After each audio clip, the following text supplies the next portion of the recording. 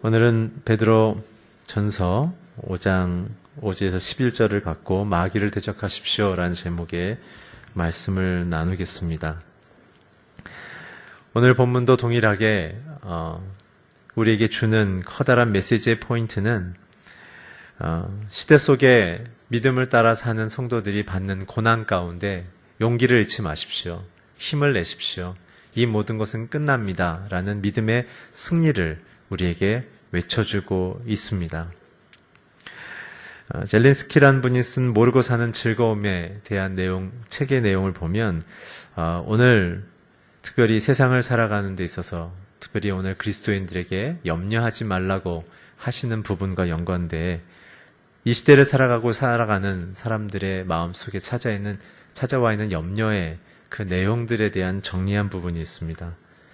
사람들이 염려하는 부분에 30%는 이미 끝난 현재에 영향을 주지 않고 있는 과거의 경험에 대해서 아직도 염려로 갖고 있었다는 것. 어떻게 보면 과거의 경험에 대한 실패의 두려움이죠.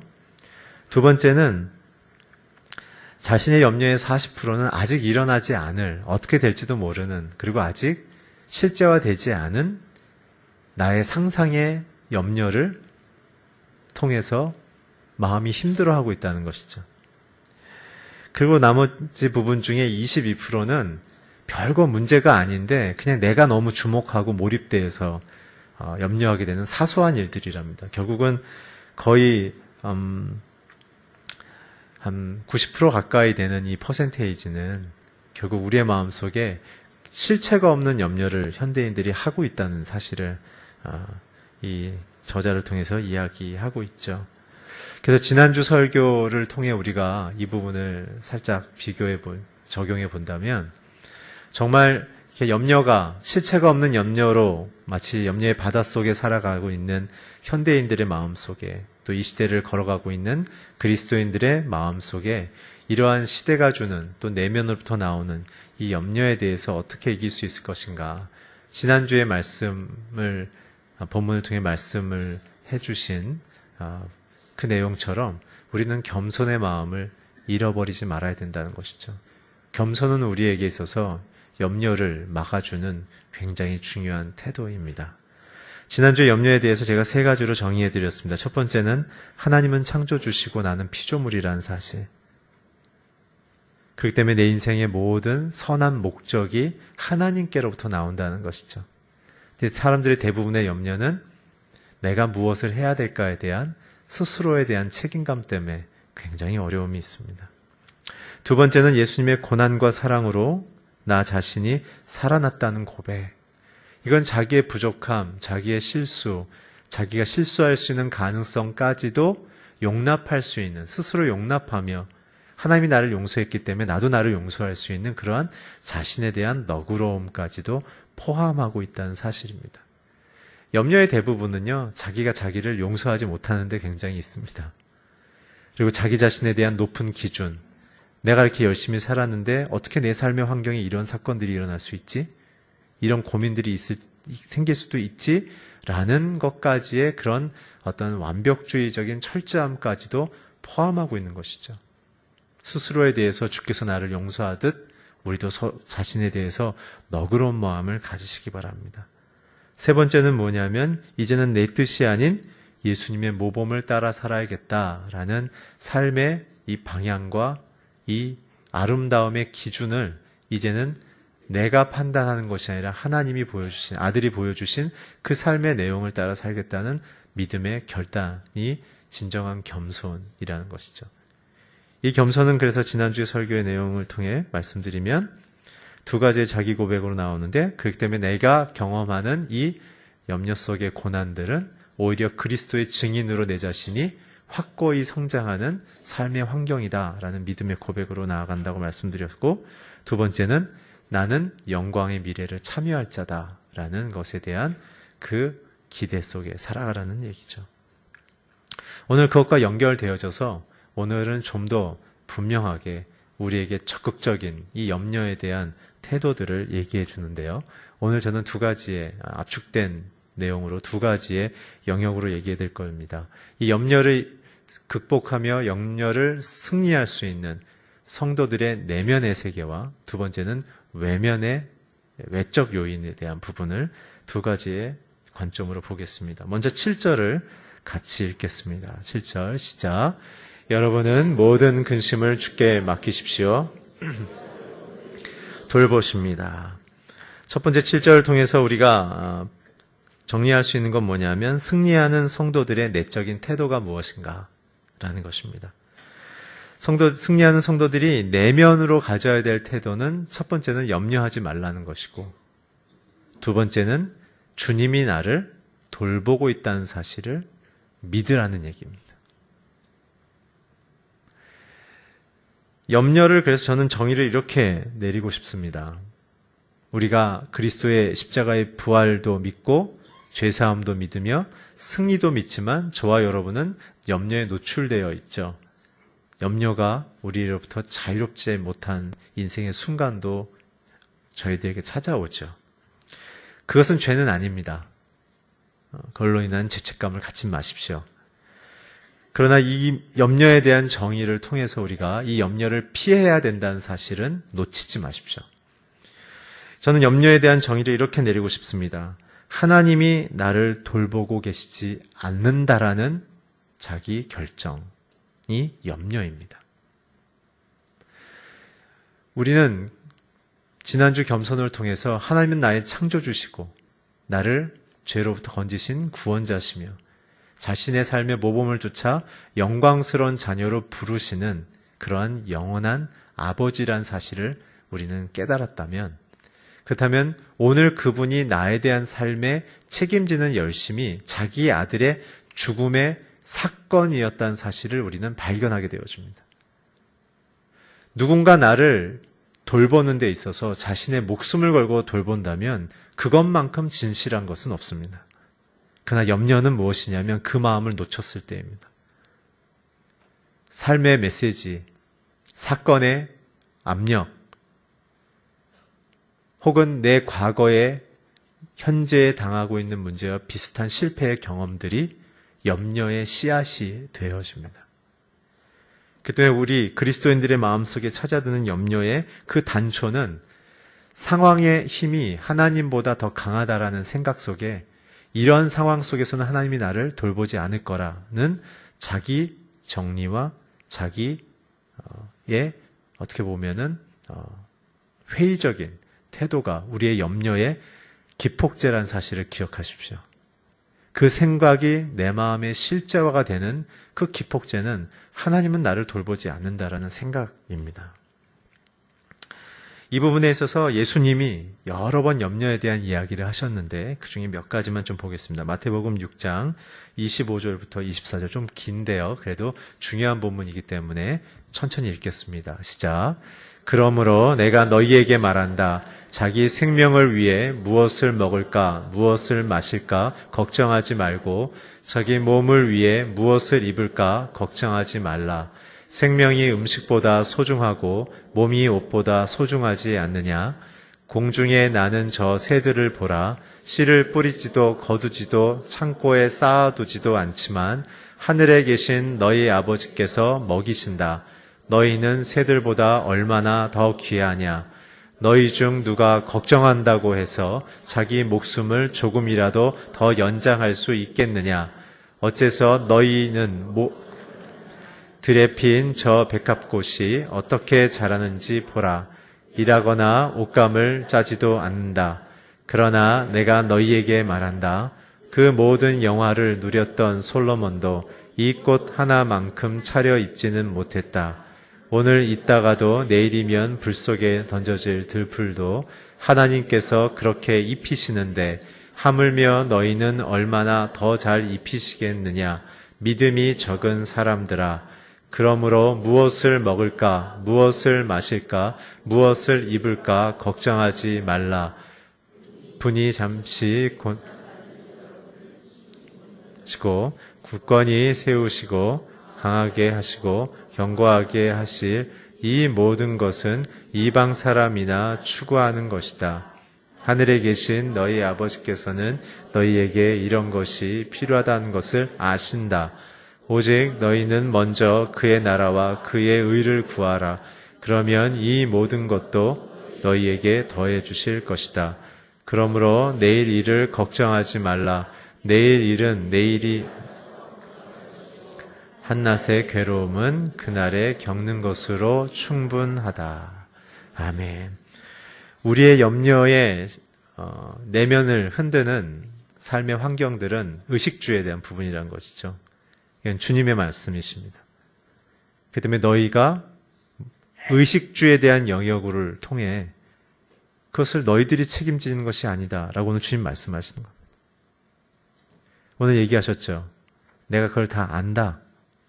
공급할 것이다. 새나 들풀에도 하나님이 먹이고 입히시고 그들은 자신들의 삶을 위하여 노동하거나 어떠한 것도 수고하지 않는다라는 것입니다. 오늘 우리가 갖고 있는 삶의 환경은 사명을 위해서 주어졌다는 것이죠.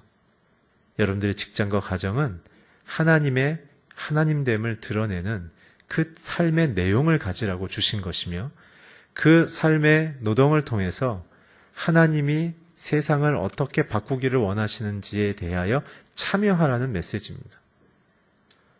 오늘 우리가 일어나는 염려의 내용은 결국은 하나님은 나를 돌보시며 구원하셨을 뿐만 아니라 현실적으로 돌보시며 나는 그분의 자녀라는 그분과의 이 언약의 관계, 약속의 관계를 놓칠 때 염려는 시작되는 것이고 두 번째, 나를 통해서 하나님이 이루실 일에 대한 사명의 기쁨을 놓쳤을 때 우리는 염려가 시작되는 것이죠. 하나님의 사랑과 신뢰를 우리가 믿지 않을 때 시작되는 것이 염려다라고 예수님이 말씀하고 계십니다. 오늘 하나님은 우리를 돌보시며 입히십니다. 아멘이십니까? 염려로부터 탈출하십시오.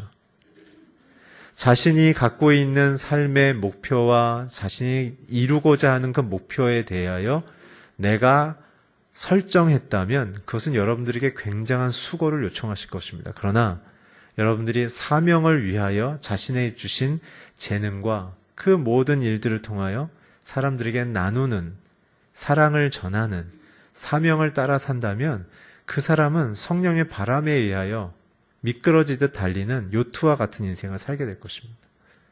오늘 우리의 염려의 시작점은 하나님을 떠났기 때문에 시작된다는 사실.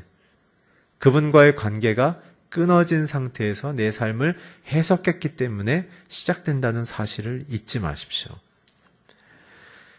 그런 염려가 미치는 영향력에 대해서 또 주께서 하신 말씀이 있습니다. 이건 제가 읽어드리겠습니다. 마가복음 4장 18절 19절의 말씀인데요. 밭에 대한 비유를 하시면서 염려가 포함된 사람들의 마음밭에 대한 이야기와 그에 대한 결론을 이렇게 말씀하십니다. 뿌리가 없어서 오래가지 못하고 그 말씀 때문에 고난이나 핍박이 오면 곧 넘어진다. 또 다른 사람들은 말씀이 가시밭에 떨어지는 것과 같아서 그들은 말씀을 듣기는 하지만 이 세상의 걱정, 염려죠. 돈의 유혹, 그 밖에 다른 많은 욕심이 들어와 말씀의 기운을 막고 열매를 맺지 못하게 한다. 사실은 이 세 가지 염려, 예수님이 표현하시는 세상의 걱정, 돈의 유혹, 그 밖에 다른 욕심, 걱정과 유혹과 욕심은 사실은 한 단어입니다.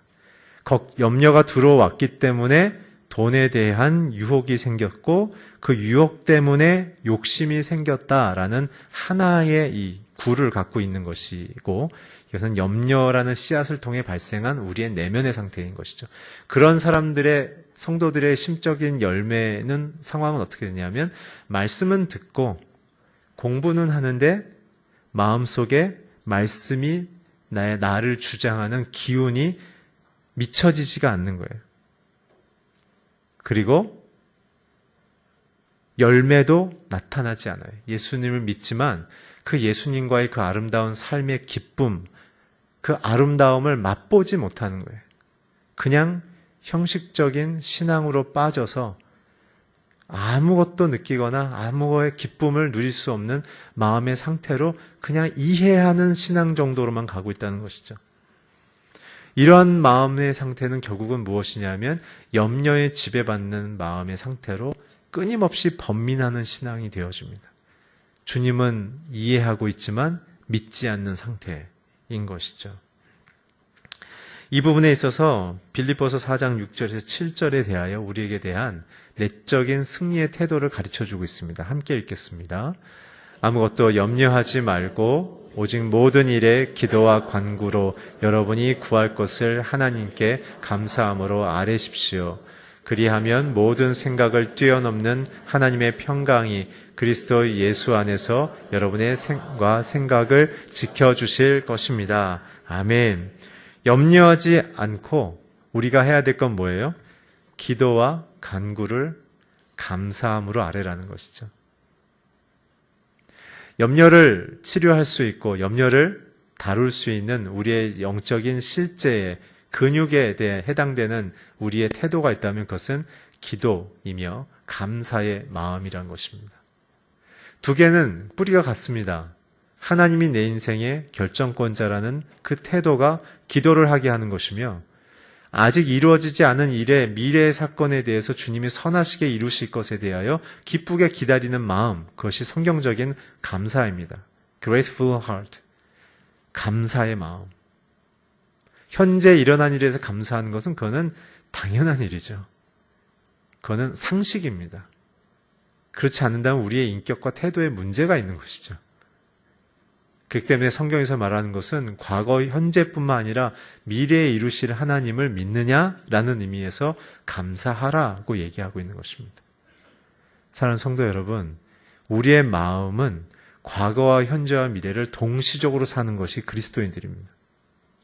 예수의 십자가가 과거의 내 죄를 씻었을 뿐만 아니라 오늘 현재 나를 다스리며 인도할 것이며 그러한 현재가 결국은 궁극적인 영생의 상태를 이미 끌어당겨서 살고 있는 그 아름다운 그 기쁨을 누리고 있어야 하는 것, 그것이 성도들의 시간을 초월한 신앙의 현실인 것입니다. 그래서 우리는 염려하지 않는 것이죠. 과거 속에서도 함께 하셨으며 현재도 함께 하시며 미래도 함께 하시는 그 하나님에 대하여 우리는 하나님이 내 인생에 책임지는 분이시며 아버지시라는 사실을 믿고 그래서 그분께 고백하는 것이죠. 그래서 기도하며 감사하는 자들의 현실적인 열매는 뭐냐면 생각과 마음이 말씀으로 주장받기 시작한다는 것입니다. 오늘 우리가 염려를 피하며 승리할 수 있는 내적인 태도는 예수님의 약속을 따라 살며 그 약속을 믿고 내 생각과 행동을 거기에 주장당하도록 내어드리는 것입니다. 염려를 붙잡고 있는 손을 펴시길 바랍니다. 여러분들이 계산하며 만들어내고 있는 대안을 포기하시길 바랍니다. 그것은 삶에 대해서 무책임을 하라는 얘기가 아니라 나의 방식을 고집하지 말란 얘기입니다. 하나님은 그거보다 더 고단수의 엄청난 해법을 갖고 계신 분이십니다. 그 때문에 우리가 해야 될 건 무엇입니까? 우리의 약함을 고백하며 이러한 문제 때문에 염려하고 있는 나의 약함을 민망히 여겨달라고 주 앞에 겸손한 마음으로 기도하는, 그래서 상한 갈 때도 꺾지 않고 꺼져가는 등불도 끄지 않는 그 주님의 친절한 사랑에 감사함으로 내 손에, 주님 손에 나를 맡겨드리는 그 기도, 그리고 나서는 주님이 이루실 때까지 내 생각과 마음을 그 감사의 고백의 내용을 따라 선포하며 고백하며 기다리는 것이 염려 속에서 승리하는 성도들의 내적인 태도라는 것이죠. 이 부분에 대해서 예수님은 요한복음을 통해서 굉장한 인스트럭션을 주고 계십니다. 우리 두 가지의 장면을 짧게 보겠는데요. 요한복음 14장 1절부터 3절 먼저 자막을 통해 읽겠습니다. 먼저 1절만 읽겠습니다. 시작. 너희는 마음에 근심하지 말라. 하나님을 믿고 또 나를 믿으라. 요한복음 14장 1절을 통해서 우리에게 어떠한 생각과 마음의 행동에 그런 지침을 주시는가 하면, 너의 근심을 내가 안다. 너의 근심을 다 알고 있는 나를, 내가 네 근심을 해결할 테니까 나를 믿지 않겠니?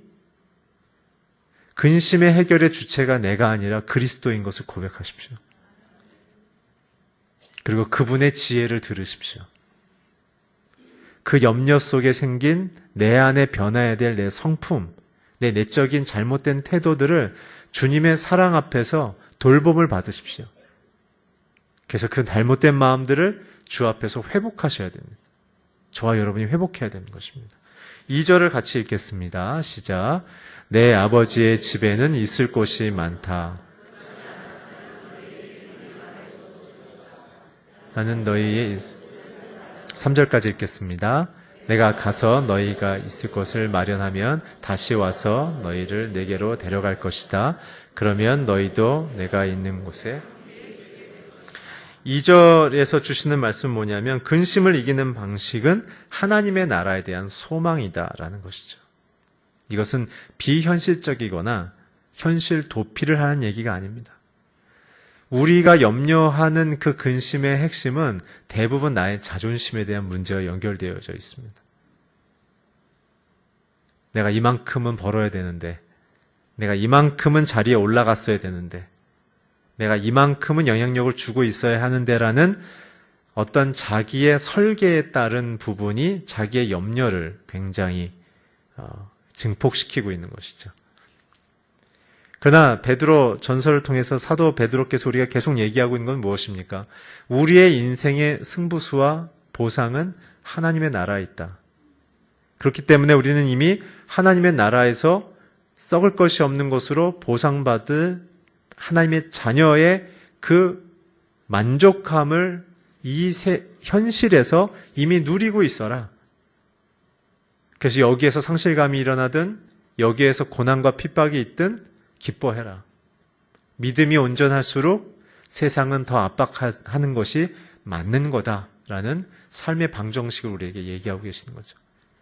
여기에서 갖고 있는 것은 하늘나라에 갖고 갈 수 없기 때문에 여기서 주신 하나님의 자원은 하나님의 하나님됨을 세상에 더 보여줄 수 있는 사랑하는 방식으로 이웃에게 나누며 어려운 자들을 도우며 그리스도가 가르쳐 주신 삶의 모범대로 마음이 상한 자를 위로하고 갇힌 자들을 놓이게 하며 저는 자들을 걷게 하는 방식으로 우리에게 주신 삶의 자원들을 나눠라는 얘기십니다.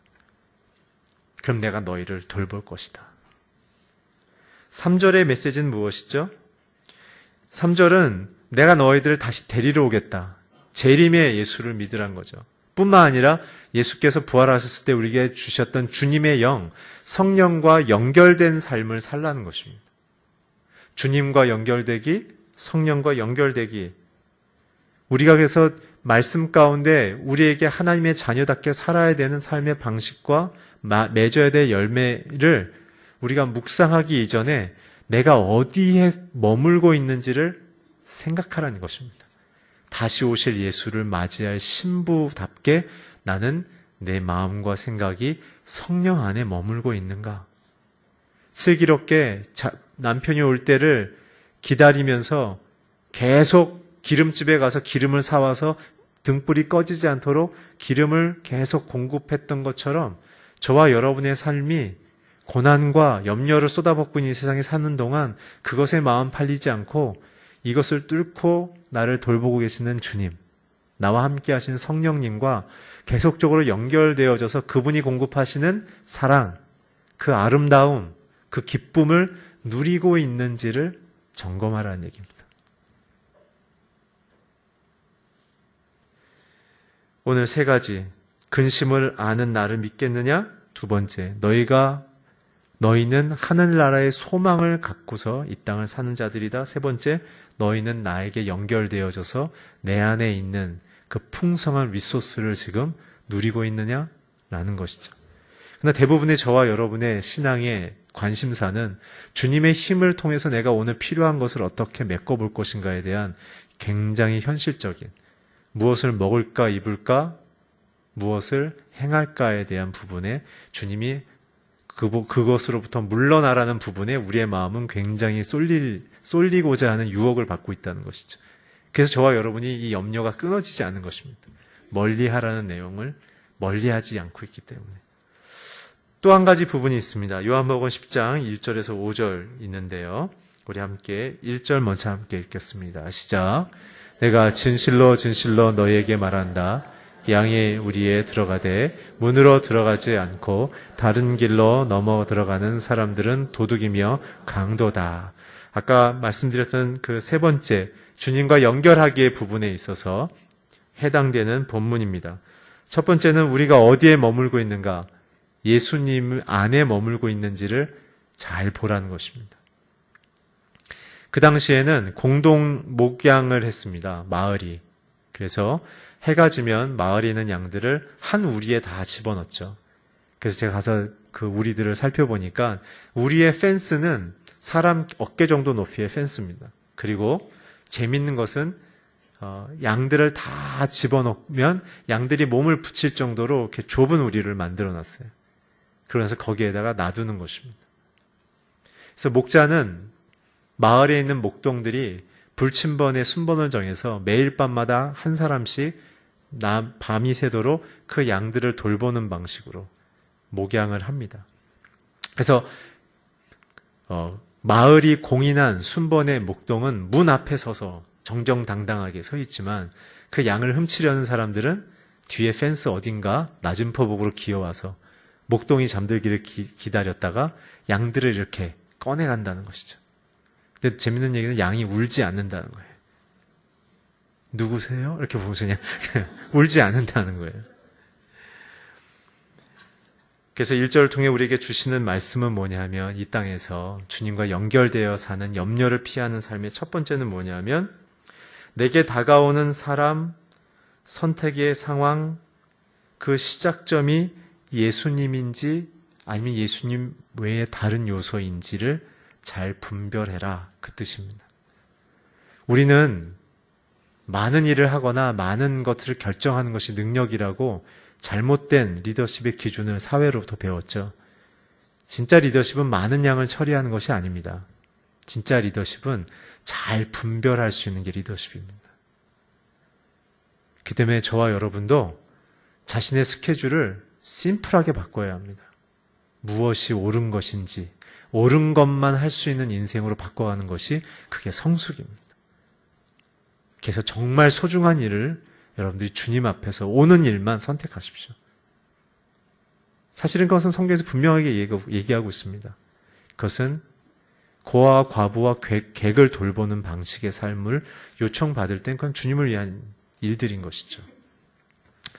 두 번째 10장 2절을 한번 같이 읽어주십시오. 시작. 문으로 들어간 사람은 양들의 목자이다. 예수님을 비유하는 요한복음의 7가지의 비유 중에 하나가 양의 문이다 라고 얘기하십니다. 그것은 무슨 뜻일까요? 예수님만을 통해서만 우리에 들어갈 수 있다는 얘기입니다. 그 당시에 아까 말씀드렸던 양의 우리를 치는 풍습 속에 독특하고 재미있는 것은 우리의 문이 없다는 사실이에요. 문이 없어요. 닫는 문이 없습니다. 그럼 어떻게 할까요? 밤새 아까 양을 다 넣었다고 그랬죠. 그럼 목동은 어떻게 하냐면 그 문 너비가 보통 160에서 한 180 정도 됩니다. 성인 남자가 눕거나 다리를 뻗고 앉으면은 이렇게 닿을 수 있는 정도의 범주 내의 이렇게 간격을 갖고 있습니다. 그렇기 때문에는 목동이 거기에 다리를 뻗고 앉거나 누워서 쉼을 갖게 되죠. 선잠을 자게 되는 거죠. 그렇기 때문에 양들은 어떻게 합니까? 양들은 다리가 숏다리죠. 그리고 안쪽으로 관절이 기기 때문에 사람을 뛰어넘을 수가 없습니다. 그래서 문 밖으로 나가려다가 목자가 누워 있어서 그 문이 가려 있으면 다리가 툭 걸리면은 못 나가고 그냥 멈춥니다. 그것을 봤을 때 이 얘기는 무엇이냐면 주님이 우리의 인생에 들고 나감을 지키시는 분이라는 것이죠. 그 때문에 주님은 자신을 양의 문이라고 얘기하신 것입니다. 나로 말미암으면 나를 통과해 들어가면 아버지를 만날 것이고 나를 거치지 않으면 너희들이 죽을 것이다 라고 얘기한 것이 바로 그 밤에 목자의 몸으로 막고 있는 펜스 안에 있으면 목자가 지팡이와 막대기로 목숨 걸고 어떻게든 지킬 것인데 펜스 밖에 유유히 달빛 아래 아름다운 달빛이여 이러면서 혼자 걷다가 잡히거나 먹히면 목자의 보호를 받을 수 없다라는 것이죠. 이게 바로 구원자 예수에 대한 이야기입니다. 이미 우리는 양문 안에 들어와 있는 자들입니다. 그렇다면 이 양의 문에 대해서 우리는 어떻게 이해해야 될까요? 주님을 따르는 방식, 주님의 가르침을 소중히 여기며 나의 삶에 하나하나 적용해가는 그 말씀을 사랑하는 방식의 삶을 살라는 것이죠. 결국 그 마음의 시작은 무엇입니까? 주님이 나를 위하여 목숨 걸고 나를 지키셨다라는 그 생명된 목자됨에 대한 감사를 우리는 묵상하게 되는 것이죠. 그 때문에 우리는 염려라는 상황보다는 우리를 지키시고 우리를 살리시는 생명을 던지신 그 목자된 양의 문된 예수의 그 안에 거함이 만족이며 기쁨이며 안전이며 평화란 사실을 시간이 갈수록 알기 시작하는 것이죠. 그래서 우리는 염려로부터 우리는 보호받을 수 있게 되는 것입니다. 3절부터 5절을 한 번 더 읽겠습니다. 시작. 문지기는 목자를 위해 문을 열어주고 목자는 자기의 양들의 이름을 하나하나 부르며 밖으로 데리고 나간다. 자기 양들은 다 불러낸 다음에 목자가 앞서가면 양들은 목자의 음성을 알고 뒤따라간다. 그러나 양들은 결코 낯선 사람을 따라가지 않는다. 낯선 사람의 음성을 알아듣지 못하기 때문에 양들은 도리어 그에게서 피해 달아난다. 이게 주님 안에 거하는 자들의 이제 주님과 동행하는 삶에 대한 비유적 모습인데요. 주님은 우리의 이름을 아신다는 거죠. 이름을 안다는 것은 정체성, 우리의 마음과 생각과 우리가 어떠한 사람인지에 대해서 다 알고 있다는 사실입니다. 우리를 이해하고 있다는 것이죠. 우리는 어떻게 합니까? 그분의 음성을 따라간다는 것이죠. 주님 안에 거하기의 삶의 방식은 그분이 말씀하시는 음성의 방향대로 따라 걷기 시작하는 것이죠. 이것은 뒤에 나오는 우는 사자와 같이와 정면으로 대치되는 부분입니다. 우리는 목자의 음성을 따라간다면 자갈길을 피할 것이며 진흙길을 피할 것이며 절벽을 피하게 되는 것이죠. 왜요? 오늘 이 비유의 모습을 보면 시간적으로 공간적으로 우리의 인생의 길로 비유되어 봤을 때 주님은 우리의 앞서 행하신다는 것입니다. 주님이 내가 가야 될 길을 먼저 걸어가 보신다는 것입니다.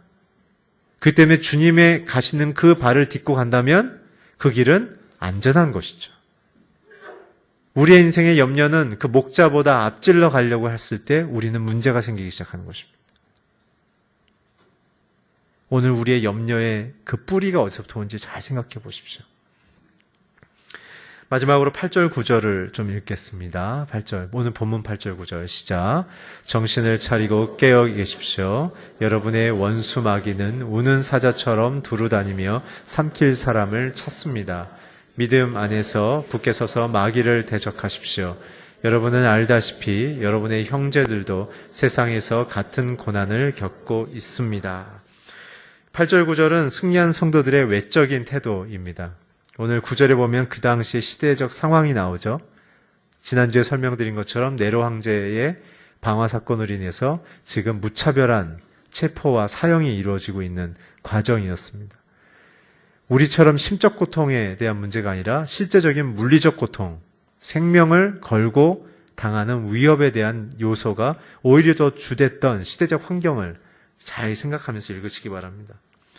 오늘 그래서 사도 베드로는 이런 염려, 죽을 수도 있는 환경, 믿음 때문에 죽을 수도 있는 환경의 이 염려, 신앙으로부터 생긴 이 염려조차도 어떤 식으로 이겨야 되는지에 대해서 얘기하고 있죠. 뭐라고 얘기하고 있습니까? 두 가지입니다. 깨어있고 믿음 안에 굳게 서라고 얘기하는 것입니다. 전 정신을 차리고 이 단어가 굉장히 더 직감이 돼서 더 좋은 것 같습니다. 매 순간 경계심을 가지란 것이죠. 이게 마귀의 유혹인지 하나님이 주신 기회인지 내 마음속에 있는 경향성을 잠재우시고 일단 내가 보기에 좋게 생각되기 때문에 하나님이 주신 것이라는 자기의 해석을 멈추시고 하나님께 들고 나가서 여쭤보셔야 합니다. 자기가 보기 좋아서 결정하고 행했던 대표적인 염려를 이제 저주로 바꾼 사람이 누구죠? 하와 아닙니까? 하와. 사단이 넣어주는 그 유혹, 하나님이 너를 돌보지 않고 너가 내 자신을 돌볼 수 있다라는 하나님처럼 될 수 있다라는 그 자신의 마음에 원하던 경향성이 들려졌을 때 이거는 굿 뉴스, 자신이 스스로 결정한 굿 뉴스라고 얘기했지만 그러나 그것은 절대적으로는 그거는 배드 뉴스였죠. 먹는 순간 온 인류가 아담과 하와 안에서 함께 타락을 경험하게 되어지는 극심한 고통을 우리가 안게 됐던 거 아니겠습니까? 그러나 또 한 분이 있습니다. 욥이죠. 욥은 자신의 죄 때문에 시작되지 않은 고난이지만 그는 욥기가 끝나는 그 순간까지 창조주 하나님, 구원자 하나님을 끊임없이 묵상하며 가족들의 위로도 친구들의 격려도 의지하지 않고 하나님 앞에서 중심 잡는 그분의 선한 뜻만을 의지하는 그 총체적인 염려의 압박감을 욥은 하나님만을 붙들므로 그는 통과했으며 큰 은총을 경험하게 되는 인생을 겪게 되는 것이죠. 그 때문에 성도들은 환경과 상황 논리로 사는 것이 아니라 하나님의 약속을 따라 사는 것입니다. 그래서 두 가지를 기억하십시오. 히브리서 12장 2절에 있는 이 말씀, 우리에게 주어진 환경, 이 외적인 태도를 어떻게 가져가야 될 것인가 함께 자막을 통해서 함께 보겠습니다. 히브리서 제가 읽어드릴게요. 히브리서 성경 있는 분은 찾아보십시오. 12장 믿음의 창시자요 완성자이신 예수를 바라봅시다. 그는 자기 앞에 놓인 기쁨을 위해 부끄러움을 개의치 않으시고 십자가를 참으셨습니다. 그래서 그는 하나님의 보좌 오른편에 앉게 되셨습니다. 성도들의 삶은 고난 속에 사는 것이며 염려의 압박감 속에 사는 것입니다. 그것으로부터 자유로워지는 것이 신앙의 목표가 아니며 신앙에 들어갈수록 그 죄악과 염려의 실체를 직면하는 것이기 때문에 우리는 더욱더 무슨 외적인 태도의 기준을 가져야 되냐면 그 예수가 나의 삶의 모범이라는 사실을 잊지 말아야 된다는 것이죠. 마지막으로 빌립보서 2장 9절에서 11절을 보면서 우리가 이 총체적인 우주 안에 있는 염려 속에 예수님은 그 염려와 특별히 이 염려를 제공하는 사단과의 이 권위 위치가 어떻게 되는지에 대한 부분을 함께 좀 읽겠습니다. 시작. 그러므로 하나님께서는 그를 지극히 높여 모든 이름 위에 뛰어난 이름을 주셨습니다. 이는 하늘과 땅과 땅 아래에 있는 모든 사람들이 예수의 이름 앞에 무릎을 꿇게 하시고 모든 입으로 예수 그리스도를 주라 시인하게 하셔서 하나님 아버지께 영광을 돌리게 하시려는 것입니다. 아멘. 십자가의 결론은 무엇이냐면 사단이 그리스도 앞에 무릎 꿇었으며 예수님을 자신의 주로 고백한다는 사실입니다. 이 표현은 이런 것입니다. 내가 주님과 대항해서 싸웠지만 주님이 나의 승리자십니다 라고 사단이 고백했다는 사실이죠.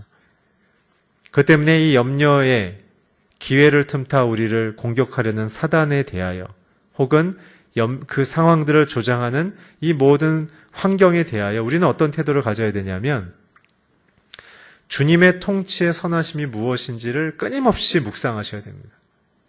기독교 신앙의 아름다움은 하나님께 질문하는 것입니다. 그게 성경입니다. 성경의 저자들은 끊임없이 하나님께 질문했습니다. 하나님 누구십니까? 하나님 이런 고난과 악행의 상황 속에 하나님은 누구이시며 우리는 무엇을 해야 합니까? 하나님 거기에 대해서 계속 말씀하시는 것입니다. 오늘 우리는 하나님 만드신 피조세계를 통치하신 하나님, 피조세계를 하면 우주, 자연, 국가, 그 다음에 거버너들, 정치 위정자들, 그리고 교회, 그리고 학교, 가정이라는 이 체계 속에 하나님은 우리를 통치하고 다스리십니다. 그 하나님 모든 상위에서 이 모든 것을 결정하신 분이라는 것이죠.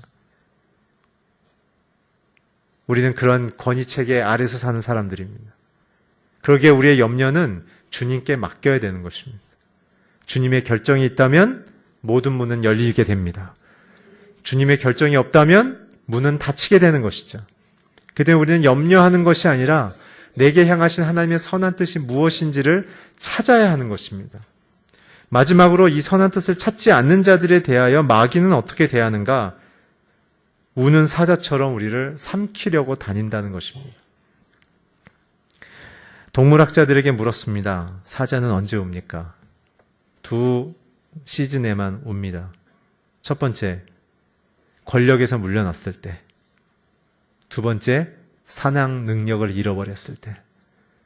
오늘 베드로가 마귀를 우는 사자라고 표현한 것은 아까 빌립보서에 나와 있는 것처럼 예수 앞에 완전히 패배했다는 자신의 정체성을 베드로가 선포하는 것입니다. 두 번째, 그러나 기억하셔야 될 건 뭐냐면 사자들의 사냥 방식을 이해하셔야 합니다. 왜 이 비유를 들었는가? 그것은 마귀가 우리에 대하는 전략과 전술에 대한 이해를 하라는 것입니다. 사자는 이렇게 사냥합니다. 먹잇감에 있는 하나의 영향이 있다고 합시다. 그러면 사자들은 공격을 누가 하죠? 암사자들이 하십니다. 수차자들은 떨어져 있게 되어집니다. 암사자들은 그러면 어떻게 하는가? 이 영양이 서 있는 위치에서 바람을 맞고서 서 있습니다. 본인들의 냄새가 영양에게 바람을 타고 흘러가지 않도록 철저히 자기의 위치를 숨기는 것이죠. 그리고 여기서 드디어 우는 사자인 이 서에서 밀려난 이 이빨 빠진 숫사자가 아주 긴이 사용됩니다. 이 숫사자의 이 역할을 했을 때만 획득된 먹이를 나눠주는 방식으로 이 공동체 안에 머물게 해주는 유일한 마지막 계약 조건이기 때문에 그렇습니다. 이 숫사자는 어떻게 하냐면 이 암사자들이 포진한 상태에서 이 바람 방향을 잘 읽으면서 서서히 이 영양이 냄새를 인식할 수 있는 그 존 안으로 천천히 진입합니다. 1시간이 걸릴 수도 있고 2시간이 걸릴 수도 있습니다. 천천히 진입합니다. 천천히 진입하는 순간 동물들은 후각이 발달했기 때문에 냄새를 맡았다는 것을 이 숫사자도 알며 암사자도 알고 있으며 영양도 알게 되는 것이죠. 그 순간 이 이빨 빠지며 사냥 능력을 잃어버려서 퇴출 직전인 이 숫사자는 영양이 자기 냄새를 맡았다는 것을 그의 경계심이 강화되는 것을 보는 순간 하는 행동이 있습니다. 소리를 지릅니다. 앙! 합니다. 그러면 영양은 어떻게 합니까? 소리가 나는 반대쪽으로 뛰기 시작합니다. 그럼 어떻게 되는 것이죠? 어서 오세요 이런 분위기죠. 그럼 암사자들의 품에 안기는 것입니다. 이게 사단의 방식입니다. 사단은 절대로 여러분들에게 드라큘라처럼 구미호처럼 나타나지 않습니다. 사단은 휴머니즘으로 나타납니다. 좋은 것처럼 빛의 천사처럼 나타납니다. 그리고선 어떡합니까? 우리의 마음속의 염려와 유혹과 욕심 속에 하와에게 했던 방식으로 스스로 그것을 손대며 먹게 하도록 우리의 생각 속에 계속 염려를 키우며 욕심을 키우며 유혹을 키우기 시작하는 것이죠. 그래서 스스로 뛰기 시작하는 것입니다. 그래서 우리는 어떻게 피할 수 있습니까? 소리가 나는 쪽으로 뛰셔야 합니다. 문제와 유혹과 염려가 나는 쪽으로 뛰어들어서 주님 이곳에서 말씀하십시오. 주님 이곳에 응답하십시오라고 그곳에서 넙죽 엎드려야 되는 것입니다. 우리가 스스로 해결할 수 없습니다. 우리가 스스로 결정할 수 없습니다. 오늘 그래서 본문 마지막에 뭐라 그럽니까? 내가 너희를 돌본다. 모든 염려를 주께 맡겨라. 그가 너를 돌보신다.